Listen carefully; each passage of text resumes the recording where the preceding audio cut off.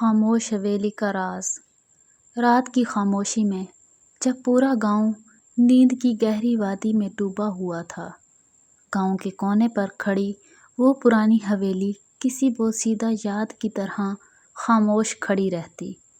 لوگ برسوں سے اس حویلی کا نام سنتے ہی خوف سے کانپ اٹھتے تھے۔ کہا جاتا تھا کہ وہاں رات کے وقت عجب سائے رقص کرتے ہیں، کھڑکیوں میں لال آنکھیں جھلملاتی ہیں اور کبھی کبھار کوئی انجانی عورت کی چیخیں گونجتی ہیں۔ میرا نام احمد ہے، میں شہر سے آیا تھا۔ میرے والدین اسی گاؤں کے رہنے والے تھے، مگر بچپن میں ہم شہر شفٹ ہو گئے۔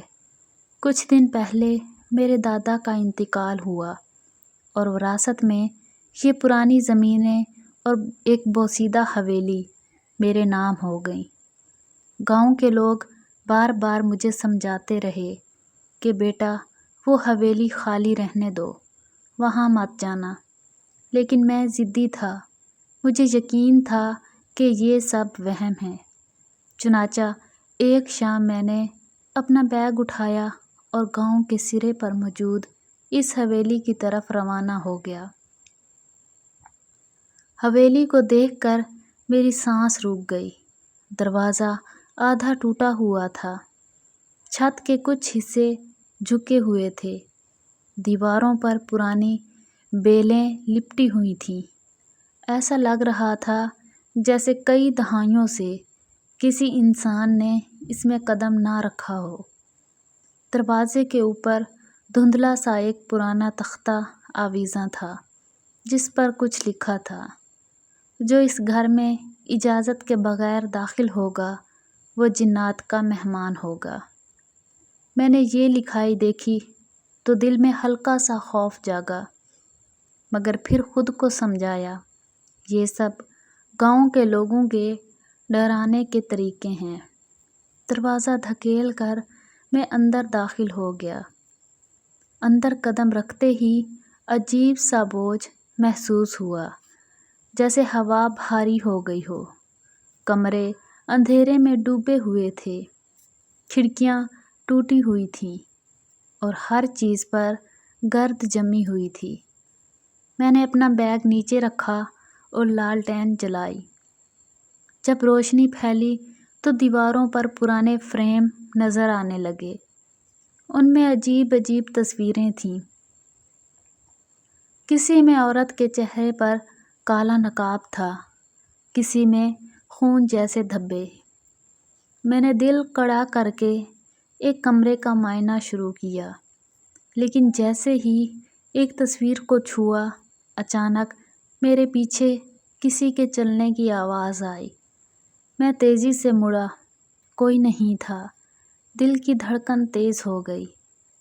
رات کے تقریباً 10 بجے میں نے ایک کمرے میں بستر بچھایا، لالٹین رکھ کر سونے ہی والا تھا کہ کمرے کے دروازے پر ہلکی سی کھٹکی آواز آئی۔ کون ہے؟ میں نے زور سے کہا۔ جواب نہ آیا۔ میں دروازے کے قریب گیا۔ جیسے ہی دروازہ کھولا، سرد ہوا کا جھونکا آیا۔ کوریڈور میں کوئی نہیں تھا۔ میں واپس کمرے میں آیا تو میرا بیگ غائب تھا۔ دل دہل گیا۔ میں نے کمرے کے کونے پر نظر ڈالی تو وہ بیگ وہاں رکھا تھا، لیکن الٹا، جیسے کسی نے پھینکا ہو۔ میں نے جلدی سے دروازہ بند کیا۔ لالٹین کی لو کانپنے لگی۔ اسی لمحے کمرے کی چھت سے کسی کے رونے کی آواز آئی۔ میں نے کان لگا کر سنا۔ وہ آواز کسی عورت کی تھی جو دھیرے دھیرے چیخ میں بدل رہی تھی۔ میں ہمت جٹا کر اوپر والے حصے کی طرف بڑھا۔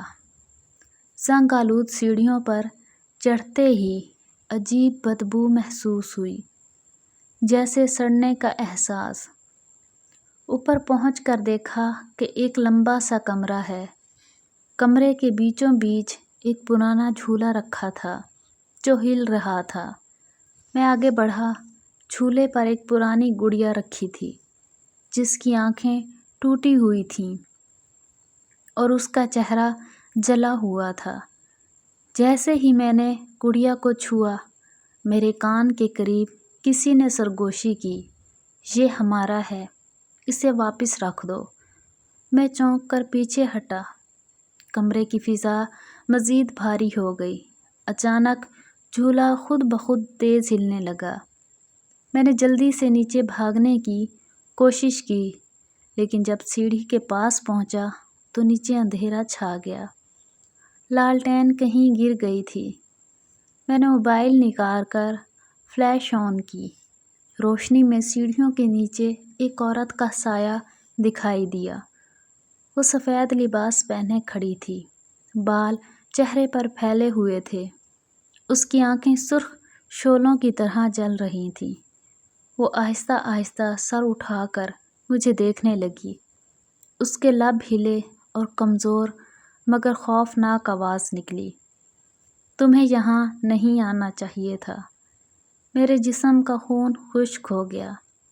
میں نے فوراً دروازے کی طرف دوڑ لگائی، مگر دروازہ بند تھا۔ میں نے پوری طاقت لگا کر دروازہ کھولنے کی کوشش کی، مگر وہ ٹس سے مس نہ ہوا۔ پھر وہ عورت اوپر آنے لگی۔ ہر قدم پر فرش چرچراتا، جیسے کوئی بوسیدہ لکڑی ٹوٹنے والی ہو۔ میں نے خود کو ایک کمرے میں بند کر لیا۔ اندر ایک پرانی ڈائری رکھی تھی۔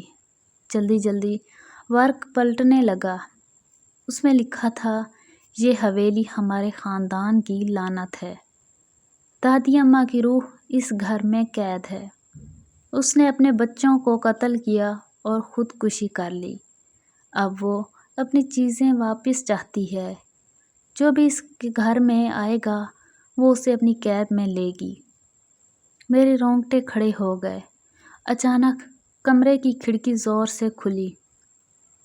ٹھنڈی ہوا کے ساتھ وہی عورت اندر آ گئی۔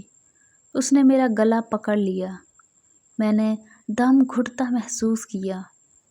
میں نے آخری کوشش کے طور پر وہ گڑیا اٹھا لی جو اوپر جھولے پر رکھی تھی۔